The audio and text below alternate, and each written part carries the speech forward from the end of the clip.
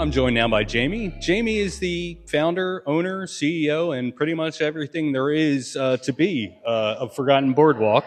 Can you tell me a little bit about the history of Forgotten Boardwalk and what it represents? Yeah, absolutely. So Forgotten Boardwalk was started back in 10 almost years ago.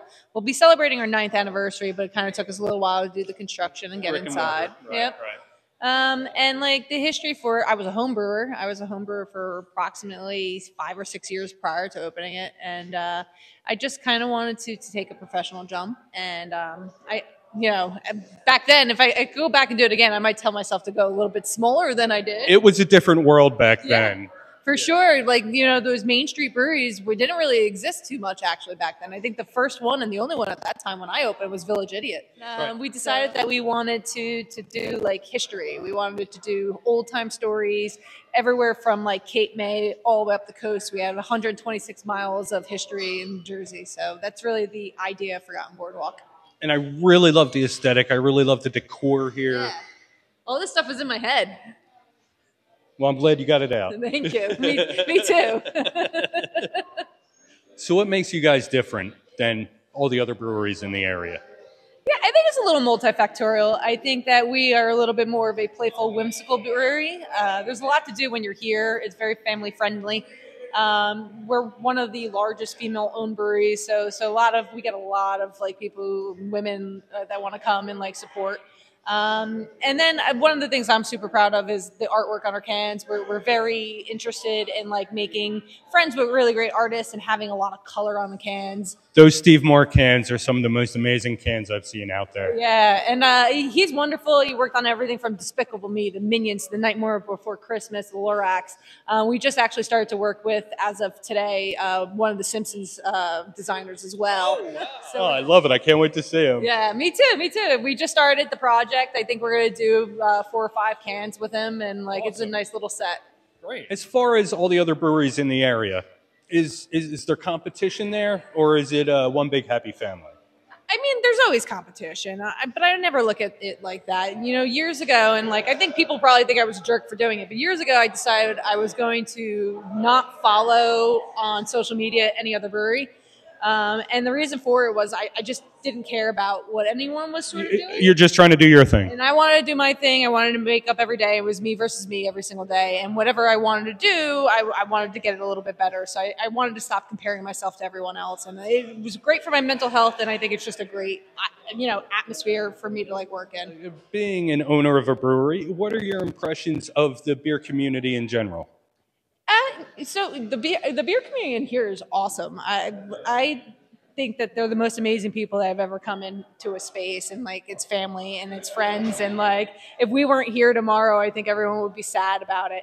And I think every brewery has its own little community, and I think that like some people are like hyper niche into like what styles they like, and they gravitate towards certain breweries, and I think all that's wonderful, and like it's like a very tight-knit people who like craft and who like people who are making things, and that's cool.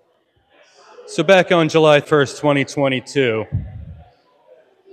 New Jersey started enforcing some laws. How have they affected you guys? I'm not a fan of any of the laws really that like kind of happened. New Jersey did not make this easier for anyone in the state, and there's a lot to do. So I think the aggravating part is that we don't get to push ahead on things that we actually need because we have to backtrack and fix the crap that they've done, and it's just stymied the entire industry.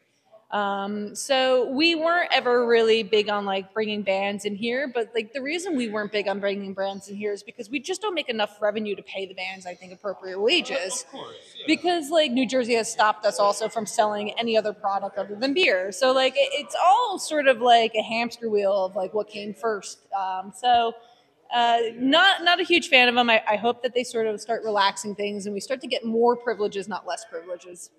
If you had 4 words you could say to Governor Phil Murphy, what would they be? Sign the bill. That easy. So changing paces a little bit. What's your favorite style? So I gravitate actually towards like darker beers. So I think my favorite style is probably a porter. Okay. I like this is my time of year, right? Dark beer season is it. I used to really like IPAs when I first started the business, but then like there's so many out there that like Yeah, I'll drink them, but they're not my favorite style. But dark beers are definitely them. And then like this year, I've gotten way more into like pilsners and lagers. So if you could recommend something to someone who's coming here for the first time, what would that be? What do you think it is? Gravity Road? No, actually, it's funnel cake for me. It's funnel cake. We've been making it for 10 years, and if it's your first time here, I think you need to try it. It's our bread and butter. We've never stopped making it. It's my number one selling beer. I sell more than that than anything else I've ever sold. So that would be the one. Why didn't I think of the flagship? Oh. You know, it's rare that people have flagships. So, like, we got very fortunate, that we have one and, like, it's unique. And all of the variations of it that I've had have been amazing. In fact, the Mexican coffee funnel cake, I've had one today. Yeah. Unbelievable. It's a great beer. We could do so much with it. It's a simple base. It's a cream ale. It's vanilla. We could add pretty much anything to it and have a fun party. Very versatile style, and they do it very well. Well, Jamie, thanks for being on. It was a pleasure having you. Thank you. Thank you for having me. You have a great rest of your night. I will.